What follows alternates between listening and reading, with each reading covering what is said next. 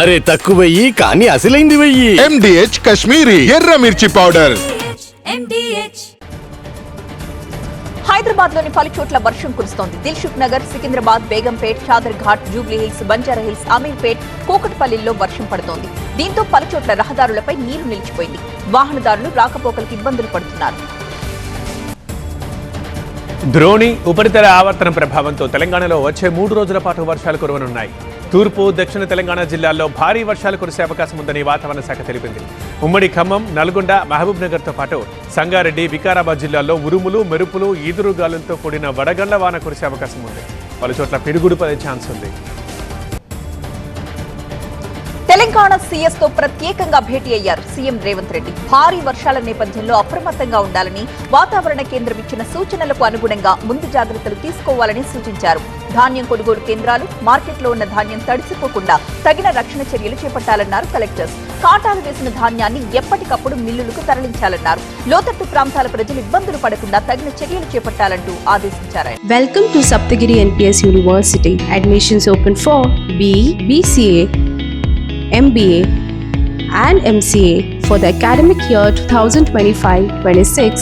Enroll now.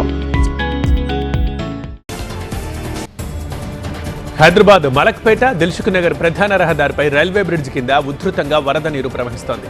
దీంతో భారీ ఎత్తున వాహనాలు నిలిచిపోయాయి. కోటి, MGBS నుండి చాదర్ఘాట్, దిల్సుఖ్ నగర్, సైదాబాద్ వైపు వెళ్లే రూట్లలో భారీగా ట్రాఫిక్ జామ్ అయింది. గంట నుంచి వాహనదారులు అవస్థలు పడుతున్నారు. Karman Ghat, green park colony road number 6లో భారీ వరదకు కార్లు, బైకులు కొట్టుకుపోయాయి. సకాలంలో స్పందించిన స్థానికులు కొట్టుకుపోతున్న వాహనాల్ని కాపాడే ప్రయత్నం చేశారు. తెలుగు రాష్ట్రాల్లో అకాల వర్షాలు కురుస్తున్నాయి. తెలంగాణలో వర్షాలు ఆగమాగం చేస్తున్నాయి. వడ్లు, మొక్కజొన్న పంటలకు తీవ్ర నష్టం వాటిల్లుతోంది. చేతికొచ్చిన పంటలు తడిసి ముద్దవుతుండటంతో రైతులు లబోదిబోమంటున్నారు. విశాఖ, కర్నూలు జిల్లాల్లో కూడా భారీ వర్షం కురుస్తుంది. ఢిల్లీలో వడగళ్లతో కుంభవృష్టి కురుస్తోంది. ఇప్పటికే రెడ్ అలర్ట్ జారీ చేశారు అధికారులు. పలు విమానాల్ని దారి మళ్లించారు. ఈదురుగాలులతో కూడిన వర్షం, ఆ వెంబడే వడగళ్లు పట్టడంతో ఢిల్లీ, NCRలో పలు చోట్ల ట్రాఫిక్ కి తీవ్ర అంతరాయం ఏర్పడింది. ప్రధాని మోదీ చేతుల మీదుగా ఇవాళ రాష్ట్రంలో పలు అమృత్ భారత్ స్టేషన్స్ ప్రారంభం కాబోతున్నాయి. దేశవ్యాప్తంగా మొత్తం 103 రైల్వే స్టేషన్స్ ని వర్చువల్ గా ప్రారంభించబోతున్నారు. వాటిలో రాష్ట్రంలోని బేగంపేట్, కరీంనగర్, వరంగల్ రైల్వే స్టేషన్స్ కూడా ఉన్నాయి. అంతర్జాతీయ స్థాయి ప్రమాణాలతో ప్రయాణికులకు అత్యాధునికమైన సౌకర్యాలను అందుబాటులోకి తీసుకురావడమే లక్ష్యంగా ఈ రైల్వే స్టేషన్స్ ని అభివృద్ధి చేశారని కేంద్ర మంత్రి కిషన్ రెడ్డి తెలిపారు.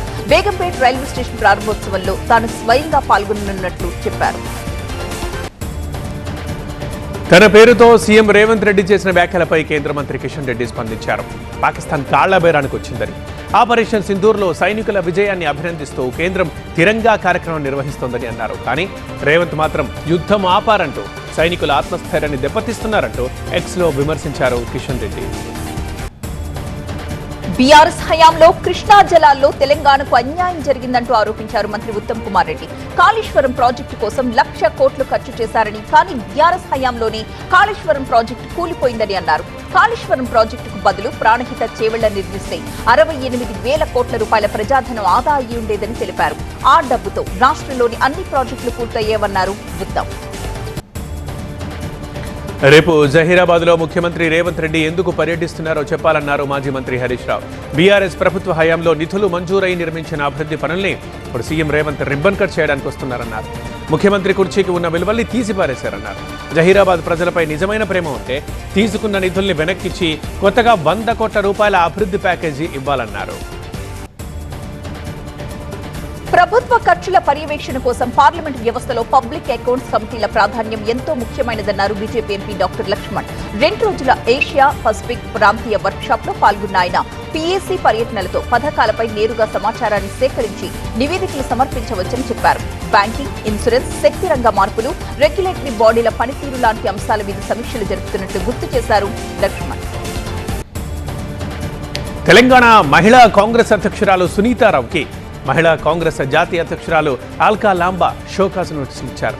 టీపీసీసీ అధ్యక్షుడికి వ్యతిరేకంగా గాంధీ భవన్లోనే ధర్నా చేసినందుకు చర్యలు తీసుకున్నారు. పీసీసీ చీఫ్ మహేష్ గౌడ్పై చేసిన ఆరోపణలపై వారం రోజుల్లో వివరణ ఇవ్వాలని ఆల్కా లాంబా ఆదేశించారు. కాంగ్రెస్ ఎంపీ మల్లు రవి ఆసక్తికర వ్యాఖ్యలు చేశారు. వచ్చే ఎన్నికల్లో బీజేపీ బీఆర్ఎస్ పొత్తు పెట్టుకుంటాయని చెప్పారు. ఈ రెండు పార్టీలతో టీడీపీ కూడా జత కలుస్తుందని, 3 పార్టీలు కలిసి కూటమిగా ఏర్పాటవుతాయని అన్నారు. ఇంతమంది కలిసినా కాంగ్రెస్ మళ్లీ అధికారంలోకి వస్తుందని అన్నారు. పార్వతీపురం మన్యం జిల్లా పాలకొండ నియోజకవర్గ టీడీపీ వర్గ పోరు మరోసారి భగ్గుమంది. అధిష్టానం ఆదేశాల ప్రకారం ప్రతిష్టాత్మకంగా నిర్వహించిన మహానాడులో పాలకొండ నియోజకవర్గ టీడీపీ ఇన్ఛార్జ్ పడాల భూదేవి వర్గం, ఆమె వ్యతిరేక వర్గాల మధ్య తీవ్ర వాగ్వాదం జరిగింది. 2 వర్గాలు గొడవ పట్టడంతో మినీ మహానాడు కార్యక్రమం మధ్యలోనే రద్దయింది. వైసీపీ నుండి వచ్చిన వారికి ప్రాధాన్యత ఇస్తూ నిజమైన టీడీపీ కార్యకర్తలకు అన్యాయం చేస్తున్నారంటూ భూదేవి వర్గాన్ని తప్పుపట్టింది వ్యతిరేక వర్గం. ప్రభుత్వం ఇంటింటికి రేషన్ సరఫరా కొనసాగించాలన్నారు మాజీ మంత్రి కారుమూరి నాగేశ్వరరావు. రేషన్ వాహనాలపై ప్రభుత్వం అబద్దాలు చెబుతోందని అన్నారు. జగన్ కి మంచి పేరు వస్తుంటే ఓర్వలేకపోతున్నారంటూ మండిపడ్డారు. దేశంలోని ఆదర్శవంతమైన వ్యవస్థను జగన్ తీసుకొచ్చారని అన్నారు. రేషన్ వాహనాల రద్దుతో 20,000 కుటుంబాలు రోడ్డున పడ్డాయన్నారు. టీడీపీ ఎమ్మెల్యే మాజీ మంత్రి గంటా శ్రీనివాసరావు కీలక వ్యాఖ్యలు చేశారు. తమది పొలిటికల్ గవర్నెన్స్, ప్రజా ప్రభుత్వం అన్న గంట ప్రభుత్వంలో ఏం జరుగుతోందో ప్రజాప్రతినిధులకు తెలియాలన్నారు. అధికారులు నాయకుల్ని పరిగణలోకి తీసుకోవాలన్నారు. అభివృద్ధి కార్యక్రమాలైనా సంక్షేమ పథకాలైనా అధికారులు ఏకపక్షంగా వెళ్లకూడదన్నారు. ఎమ్మెల్యేల మధ్య సమన్వయం బాగానే ఉందని, అప్పుడప్పుడు ఇన్ఛార్జీలతో సమస్యలు వస్తున్నాయని బీజేపీ ఎమ్మెల్యే విష్ణుకుమార్ రాజు అన్నారు. తనది ఒక పాజిటివ్ గ్రూప్, అందరితో మిక్స్ అవుతుందని అన్నారు. విశాఖలో ఎమ్మెల్యేల మధ్య మంచి సంప్రదాయం ఉందని, ఒకే మాటపై ముందుకు వెళుతున్నారని అన్నారు. విశాఖ ఉక్కు కర్మాగారంలో తొలగించిన 2,000 మంది ఒప్పంద కార్మికుల్ని తిరిగి విధుల్లోకి తీసుకోవాలంటూ వైఎస్ షర్మిల చేపట్టిన నిరవధిక నిరాహార దీక్షను భగ్నం చేశారు పోలీసులు. కూర్మన్నపాలెంలోని శిబిరానికి చేరుకొని నిరాహార దీక్ష ప్రారంభించిన షర్మిల దీక్షని భగ్నం చేశారు. డీసీపీ మేరీ శాంతి ఆధ్వర్యంలో మహిళా పోలీసులు బలవంతంగా షర్మిలని శిబిరం నుంచి గాజువాక పోలీస్ స్టేషన్కు తరలించారు. కడప జిల్లా చింతకొమ్మదిన్నె మండలంలోని వైసీపీ నేత సజ్జల రామకృష్ణారెడ్డి కుటుంబ సభ్యుల ఎస్టేట్లో ఆక్రమిత భూముల్ని ప్రభుత్వం స్వాధీనం చేసుకుంది. సజ్జల ఎస్టేట్ కు చెందిన 184 ఎకరాల్లో 63 ఎకరాల ఆక్రమిత భూమి ఉందని నిర్ధారించారు ఉన్నతాధికారులు. ఇందులో 52 ఎకరాల అటవీ భూమి కూడా ఉంది. దీనిపై కలెక్టర్ ప్రభుత్వానికి నివేదిక అందజేశారు. ఆక్రమిత భూముల్ని స్వాధీనం చేసుకున్నారు సీకే దిన్నె తహసీల్దార్. సజ్జల కుటుంబానికి చెందిన 184 ఎకరాల్లో 63 ఎకరాలు ఆక్రమించినట్లు గుర్తించారు. 52 ఎకరాల అటవీ భూమిని ఆ శాఖకు అప్పగించారు. లో లెవెల్ బ్రిడ్జితో వర్షాకాలంలో ప్రజలు ఇబ్బందులు పడొద్దన్న ఉద్దేశంతోనే హై లెవెల్ బ్రిడ్జ్ నిర్మిస్తున్నామన్నారు పెద్దపల్లి ఎమ్మెల్యే చింతకుంట విజయ రమణారావు. జూలపల్లిలో హుసేనియా వాగుపై 5 కోట్ల రూపాయల నిధులతో జరిగే హై లెవెల్ బ్రిడ్జ్ పనులకు శంకుస్థాపన చేశారు. వర్షాకాలంలో ప్రజలు ఇబ్బంది పడుతున్న గత ప్రభుత్వం పట్టించుకున్న పాపాన పోలేదన్నారు ఎమ్మెల్యే రమణారావు. విద్యా హక్కు చట్టం అమలు చేయాలని రాష్ట్ర కేబినెట్ తీసుకున్న నిర్ణయాన్ని private budget schools management association వ్యతిరేకించింది. విద్యా హక్కు చట్టంలో 25% రిజర్వేషన్స్ పై ప్రభుత్వం ఒక స్పష్టత ఇవ్వాలని కోరింది. ఈ మేరకు హైదరాబాద్ లక్డీ కపూర్లోని పాఠశాల విద్యాశాఖ కమిషనర్ కార్యాలయ డైరెక్టర్ లింగయ్యను కలిసి వినతి పత్రాన్ని అందజేశారు. చిత్తూరు జిల్లా పలమనేరులోని టీటీడీ గోశాలను పరిశీలించారు టీటీడీ చైర్మన్ బీఆర్ నాయుడు. అపరిశుభ్ర వాతావరణం, గోవుల సంరక్షణ సక్రమంగా లేకపోవడంతో సిబ్బందిపై ఆగ్రహం వ్యక్తం చేశారు. గోశాలపై వారం రోజుల్లో క్షేత్రస్థాయి రిపోర్టు తయారు చేసి అందజేయాలని ఆదేశించారు. గోవుల సంరక్షణ బాధ్యత లేదా అంటూ సిబ్బంది నిలదీశారు చైర్మన్ బీఆర్ నాయుడు. కాళేశ్వరంలో భారీ వర్షం, భక్తుల రవాణాకు ఎలాంటి ఇబ్బందులు కలగకుండా తగిన చర్యలు తీసుకోవాలని జిల్లా కలెక్టర్ రాహుల్ శర్మ ఆదేశించారు. వర్షంలో తిరుగుతూ సరస్వతి ఘాట్ను సందర్శించి పరిస్థితిని సమీక్షించారు. రోడ్లపై పడిపోయిన ఫ్లెక్సీలు, బ్యానర్లతో రాకపోకలకు అంతరాయం లేకుండా చూడాలని కోరారు. వర్షం కురిసే సమయంలో గోదావరి వరద ప్రవాహం పెరిగే అవకాశం ఉన్నందున భక్తులను త్రివేణి సంగమ నదిలోకి వెళ్లకుండా చర్యలు తీసుకుంటున్నారు.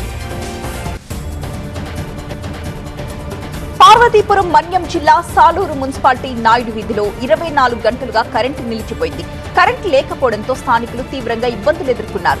లైన్లన్నీ తనిఖీ చేయడానికి వీధుల్లోకి వెళ్లిన ఏడీ రంగారావుని రామమందిరంలో బంధించారు స్థానికులు. తక్షణమే కరెంటు ఇవ్వాలంటూ నినాదాలు చేశారు. కరెంటు ఇవ్వకపోతే ఏడీ కూడా చీకట్లోనే ఉండాలంటూ హెచ్చరించారు. భారతదేశ శక్తి రాష్ట్రాల కలయికతో కూడిన కేంద్రంలో ఉందన్నారు రాహుల్ గాంధీ. ప్రతి రాష్ట్రానికి ఒక స్వరం ఉందన్నారు. ఆ స్వరాన్ని గవర్నర్ ద్వారా నొక్కేయడానికి మోదీ ప్రయత్నాలు చేస్తున్నారంటూ ఆరోపించారు ఆయన. గవర్నర్ వ్యవస్థను మోదీ సర్కార్ దుర్వినియోగపరుస్తోందని అన్నారు. పహల్గాం దాడిపై భారత వాదనను విదేశాలకు తెలియజెప్పేందుకు ఏర్పాటు చేసిన ఎంపీలతో కూడిన తొలి బృందం ఢిల్లీ నుంచి స్టార్ట్ అయింది. జేడీయూ నేత సంజయ్ కుమార్ ఝా నేతృత్వంలోని ఈ బృందం తూర్పు దేశాల్లో పర్యటిస్తుంది. బంగ్లాదేశ్తో భారత్ సంబంధాలు క్షీణించడంతో ఆ ప్రభావం బెంగాల్లోని భారత్ బంగ్లాదేశ్ సరిహద్దుపై స్పష్టంగా కనిపిస్తోంది. గెడన్ చెక్ పోస్ట్ దగ్గర జనాల రాకపోకలు పూర్తిగా తగ్గుముఖం పట్టాయి. ఫేక్ న్యూస్ సృష్టిస్తున్న BJP IT cell chief Amit మాలవియాను అరెస్ట్ చేయాలని డిమాండ్ చేస్తూ యూత్ కాంగ్రెస్ శ్రేణులు ఢిల్లీలో నిరసన ప్రదర్శన చేపట్టాయి. విదేశాంగ శాఖ మంత్రి జైశంకర్కి వ్యతిరేకంగా నినాదాలు చేశాయి. సరిహద్దులోని పూంచ్లో పాక్ జరిపిన దాడులతో నష్టపోయిన కుటుంబాలను కశ్మీర్ లెఫ్టినెంట్ గవర్నర్ మనోజ్ సిన్హా పరామర్శించారు. సాధారణ పరిస్థితులు నెలకొనేలా సమగ్ర ప్రణాళికలు రూపొందిస్తున్నామని మనోజ్ సిన్హా తెలిపారు.